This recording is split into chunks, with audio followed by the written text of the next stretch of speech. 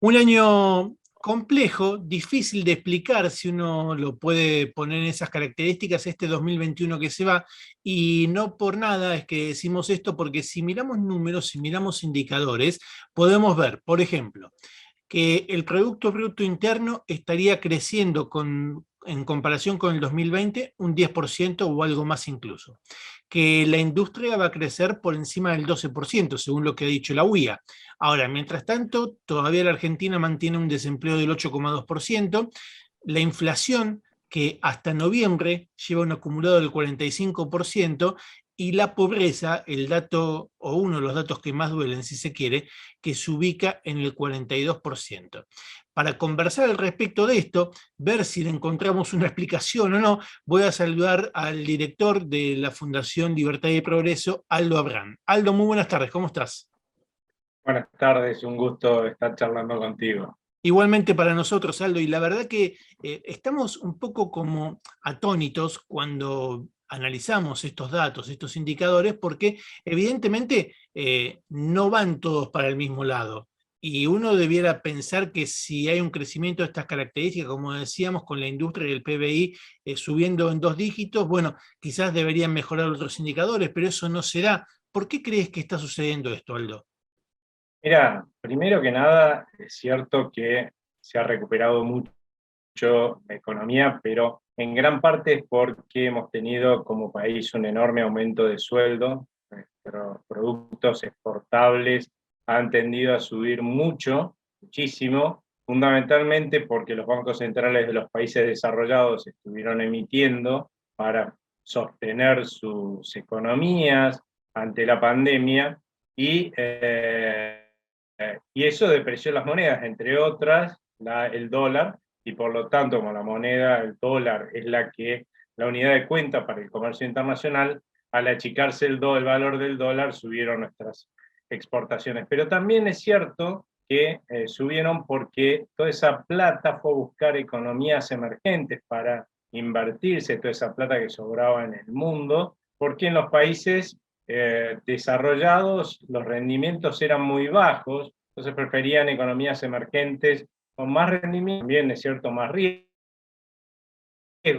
y cuando vos a la gente de menores ingresos le das más plata, lo que hacen es gastar más que proporcionalmente en lo que nosotros producimos. Así que eso nos permitió una recuperación muy fuerte, porque fue un enorme aumento de sueldo, como un enorme aumento de sueldo para las familias. Pero esto no se distribuyó en forma pareja en la economía. No todos los sectores industriales están hoy creciendo o recuperando los niveles previos a la pandemia. Hay muchos que no lo han logrado, algunos sí, los relacionados con sectores exportadores, los relacionados con la construcción, que también tuvo una fuerte recuperación, algunos sectores que están ultra protegidos, o sea que esos sectores les ha ido bien, pero a costa de que a nosotros los consumidores nos vaya mal, pues las cosas nos salen carísimas, ¿no es cierto? Y entonces eso nos quita bienestar económico. Y por otro lado, si bien es cierto que hubo una fuerte caída del desempleo, una cosa que uno tiende a notar cuando mira las cifras de desocupación, o más bien las de ocupación, es que la recuperación del empleo se dio en alrededor de un 80% en las zonas urbanas, en trabajos que son informales o autónomos. En una palabra, lo que son empleos en relación de dependencia productivos, ¿sí?, no se han recuperado a los niveles, tan lejos de los niveles previos a la pandemia. Simplemente los que se han recuperado, notablemente o no, evidentemente siempre ha sido así, ¿no? Lo único que siempre aumenta acá es el empleo público, ¿no?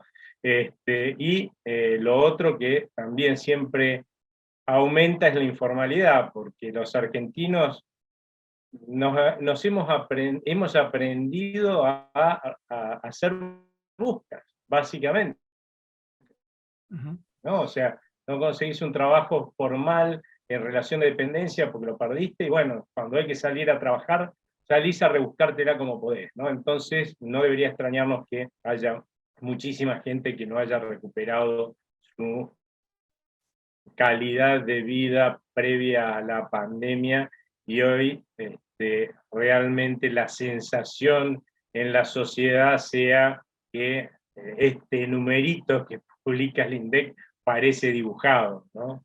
Claro. Bueno, al compás de todas estas cosas que nos estás contando, voy a desmenuzar un par de temas como para que los ampliemos, ¿no?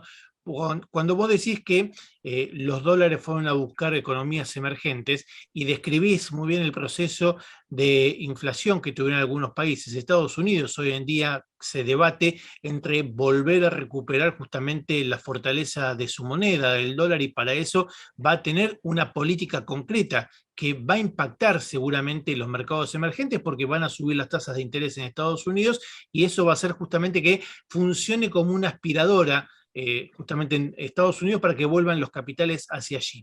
¿Cómo visualizás que va a ser el 2022 y quizás un poco más también el 2023 o 2024, teniendo en cuenta que estas políticas no son de hoy para mañana, sino que llevan su tiempo, ¿no?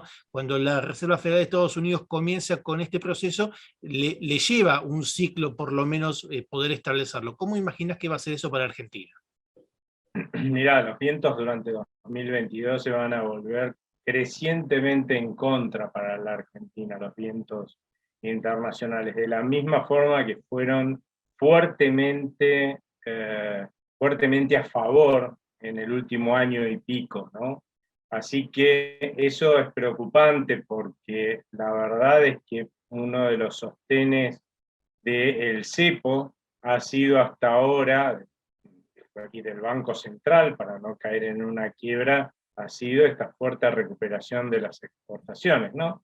Vamos a estar exportando este año más de 78.000 millones de dólares, cuando en realidad la recuperación de las cantidades exportadas no ha permitido llegar a lo que eran en 2019. Sin embargo, vamos a estar exportando más que cualquier otro año en los últimos 10 o 12, para que la gente se dé una idea. Ahora, esto es lo que ha permitido sostener el cepo hasta ahora. ¿Qué pasa si, como siempre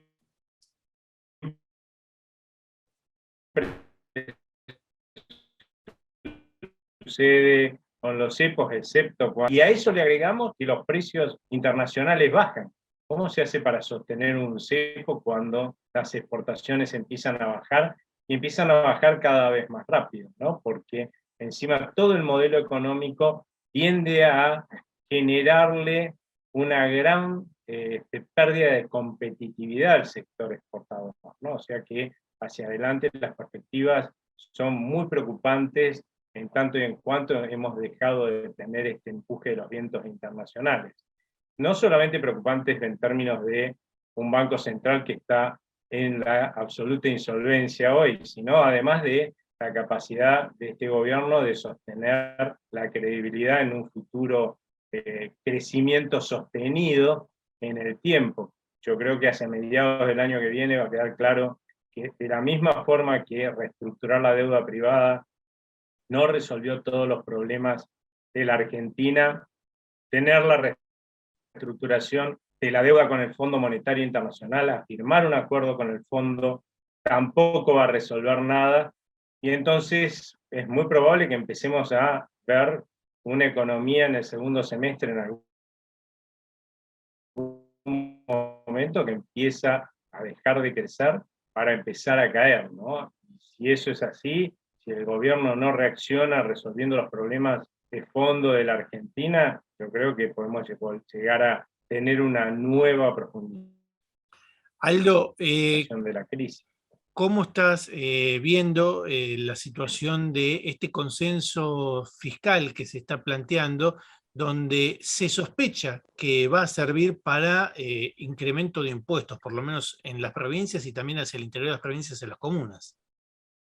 Mira, esto queda clarísimo, y otras señales que ha dado el gobierno en estos días dejan clarísimo quién va a ser el ajuste fiscal, como siempre la gente, ¿no? La gente y el sector productivo. Y después nos extraña que no aparezca empleo, generación de empleo productivo por ningún lado. Vos sabés que en 2020, y eso que, y ya recuerden que durante todo este año estuvieron aumentándole los impuestos, En 2020, según el Fondo Monetario Internacional, nosotros estábamos en el puesto número 21 entre 191 países del mundo, los que más exprimían con impuestos a sus empresas. O sea, es imposible que podamos pretender que argentinos o extranjeros vengan e inviertan acá cuando hay 170 países del mundo que los van a exprimir menos con impuestos. Y ahora con el consenso fiscal que van a firmar, le van a dar vía libre a las provincias para que sigan aumentando impuestos y tasas. No solamente eso, además para que creen nuevos impuestos. Si hoy mira uno, un monotributista, ¿no? Lo que han subido las escalas y los rangos, ¿viste? Del monotributo, suben por debajo de la inflación. ¿Eso qué quiere decir? Que alguien que estaba muy cerca del límite, durante el año que viene seguramente va a pasar ese límite en algún momento, cuando por ahí tiene hasta menos poder adquisitivo que antes, pero le van a cobrar muchos más impuestos todavía. O sea, esa es la estrategia de nuestra dirigencia gobernante, lamentablemente, ¿no? Exprimir a los ciudadanos como súbditos cada vez más para mantener un Estado que los argentinos ya es clarísimo que no tenemos capacidad de sostener. Ese es uno de los motivos por los cuales justamente yo creo que si no empieza el gobierno a entender cuáles son los problemas de fondo de la Argentina, y este es uno de los más graves, seguramente vamos a vivir otra crisis. Otra señal más negativa. Resulta que se supone que este es un gobierno progresista, ¿no? Gobierno del pueblo para que todos tengan acceso a más cosas, y acaban de poner un piso a las tarifas de los vuelos de cabotaje para proteger aerolíneas. O sea, ahora va a ser para la gente más caro volar en avión. ¿No es algo absurdo? Debería haber competencia, pero claro, ¿qué es lo que termina pasando si liberan los pasajes? Bueno, que Aerolíneas Argentinas, como realmente genera una gran cantidad de privilegios e ingresos para funcionarios, gremios y para los políticos, y enormes pérdidas, pierde más, ¿no? Porque es poco competitiva. Entonces, para sostener una Aerolíneas Argentina absolutamente ineficiente, que da enormes pérdidas que pagamos todos los contribuyentes, entonces, bueno, tendrán que viajar menos aquellos que tienen menos ingresos. No van a poder volar en avión. No te voy a cerrar con una expectativa de cuál es qué es lo que estás viendo para el 2022, porque durante toda la entrevista hemos estado viendo justamente y has descrito cabalmente lo que imaginás que puede llegar a suceder en el 2022, pero te cierro con esto. Hay una preocupación que es algo de lo que vos describías, que los salarios, como vos bien decías, fueron aumentando. Nominalmente la gente ve muchas cifras dentro del sueldo, pero no tiene sentido, no tiene punto de comparación con el impacto que tienen sus gastos también y lo que representan sus gastos dentro del salario. Y eso en definitiva ha terminado empobreciendo a muchos argentinos, porque indudablemente el poder adquisitivo del salario es inferior a lo que sucedía años atrás. ¿Qué tiene que suceder para que esa situación se revierta, para que el salario vuelva a tener mayor capacidad de gasto o mayor posibilidad de fuego, digamos, ¿no? Dentro de lo que tiene que ver con las necesidades de las familias argentinas?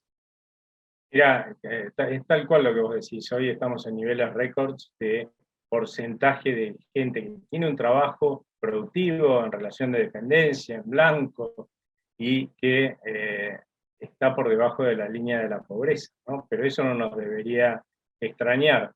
Primero veamos el diagnóstico y va a surgir clarísimo cuál es la solución, ¿no? Pero si vos tenés un país que se dedica a exprimir con impuestos a quien pone un peso acá para invertir, a matarlo y agobiarlo con más de 67.000 regulaciones, lo que vas a tener es que nadie va a poner un mango para que haya una máquina mejor. Entonces imagínate un señor que hace años viene manejando una máquina, ¿no?